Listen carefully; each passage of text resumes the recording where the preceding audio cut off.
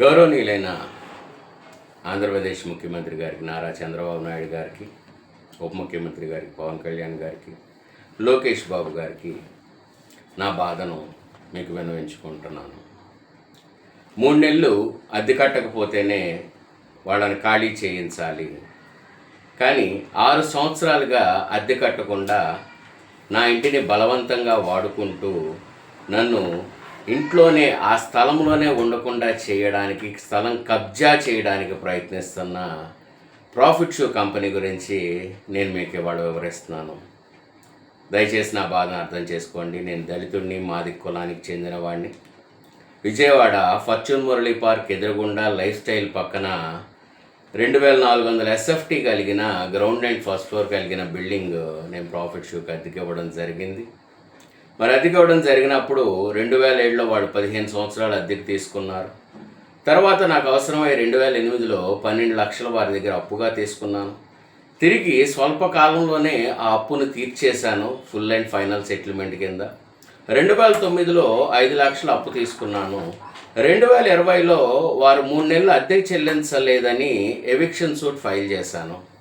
554/2020 4th edition కోర్టులో eviction suit file చేశాను.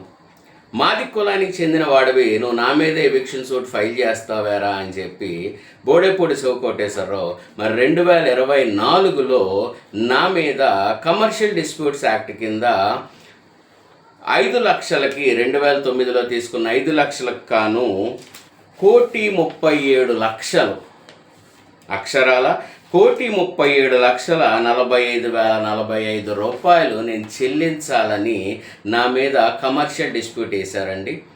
ఇది ప్రామిసరీ నోట్ 2009లో నేను రాశాను. ఆ ప్రామిసరీ నోటుకు గాను 2008లో నేను తీర్చేసిన అప్పుకు కూడా మరి 104 రోజులు వడ్డీ నువ్వు కట్టలేదు, ఆ 12 లక్షలు కానీ 83,000 వేసి 2009లో 5 లక్షల అప్పుకి మొత్తం 14 సంవత్సరాల 3 నెలలకి ₹2 వడ్డీతో 1,31,49,335 రూపాయలు. అంటే it's not less than a call money. Private limited company నడుపుతున్న Bodepudi Sivakoteswararao profit shoe company 70 షాపులు నిర్వహిస్తున్నాడు 2-3 రాష్ట్రాల్లో కలిపి. మరి క్రిమినల్ ఐడియాలజీతో మరి ఆస్తుల్ని కబ్జా చేయాలని మరి మాదిగ కులానికి చెందిన నన్ను, నా కుటుంబ సభ్యుల్ని బెదిరిస్తూ మరి 1,37,00,000 5 లక్షల కంటే ఇది కాల్ మనీ కిందకు వస్తుందా రాదా? ఈ కాల్ మనీ కింద 6 సంవత్సరాలు అద్దె కట్టకపోతే మరి దళితులు మేము ఎలా బతకాలి? మాకు బతికే హక్కు ఉందా లేదా? దయచేసి వారిని శిక్షించమని నేను మీ సన్నిధానానికి తెస్తున్నానండి ఈ విన్నపము. ప్రజెంట్ ఇది 74/224 OS 13th ఎడిషన్ కోర్టులో ఇది కమర్షియల్ డిస్ప్యూట్ కింద రిజిస్టర్ అయ్యి ఉంది. 2 సంవత్సరాలుగా వాయిదాలు కనీసం 30-40 వాయిదాల్లోనే నడుస్తున్నాయి తప్ప ఎప్పటికీ చీఫ్ వెయ్యని పరిస్థితి. మరి చీఫే వెయ్యకపోతే మరి విట్నెస్లు ఎప్పుడు పిలుస్తారు? ఇంకెన్నేళ్ళు దీన్ని కొనసాగిస్తారు? 6 సంవత్సరాలు అద్దె లేకుండా మరి నన్ను, నా కుటుంబాన్ని మరి మేము మరణశయ్యకు వెళ్ళడానికి ఆర్థిక ఇబ్బందుల్లో నలిగిపోవచ్చు లేదా వారి చేత చంపబడే స్థితిలో ఉన్నాం. ఇది పబ్లిక్గా మీ సన్నిధానానికి తెస్తున్నామండి. వారు కోర్టుకి సమర్పించిన దీంట్లోనే 17వ నెంబర్లో Bodepudi Sridhar son of Srinivasarao, Battineni Perayya son of Nagaiah 26/12/2023లో 1,10,57,226 రూపాయలు చెల్లించాలని ఇంటికి వచ్చి వారు మమ్మల్ని భయాందోళనకు గురి చేశారని వాళ్ళ ప్లెయింటిఫ్లో పొందుపరిచిన విషయం. మరి 5 లక్షల అప్పుకి 1,10,00,000 అంటే వారి ఇంటికి వచ్చి బెదిరించారా లేదంటే ఇంటికి వచ్చి విజ్ఞాపన చేశారా? దయచేసి మమ్మల్ని అర్థం చేసుకోండి. మా ప్రాణాలు ఇవాళ ఏ క్షణం పోతాయో తెలియని స్థితిలో భయాందోళనలో మా కుటుంబ సభ్యులు అందరము ఉన్నాము 10 మంది. మరి మా తల్లిగారు కూడా పోయిన సంవత్సరం మరణించారు. కనీసం వారికి వైద్య ఖర్చులు కూడా అందించలేక గవర్నమెంట్ జనరల్ హాస్పిటల్లో జనరల్ వార్డులో మరణించిన స్థితి. 10 కోట్ల ఆస్తున్న వాడిని ఆ స్థలాన్ని కబ్జా చేయడానికి మరి Bodepudi Sivakoteswararao profit show company మరి 70 షాపులు ఉన్నాయంటున్నారు. మరి వాడి పక్షమున general manager GPA holder Jayachandar Naidu ఈ కేసుని ఫైల్ చేశారండి. సో ఓనర్ అండ్ టెనెంట్ మధ్యలో 5 లక్షల అప్పు కమర్షియల్ డిస్ప్యూట్ యాక్ట్గా ఫ్యాబ్రికేటెడ్ కేసుగా మార్చి 6 సంవత్సరాలుగా అద్దె కట్టకపోతే దళితులు బతకాలా చనిపోవాలా?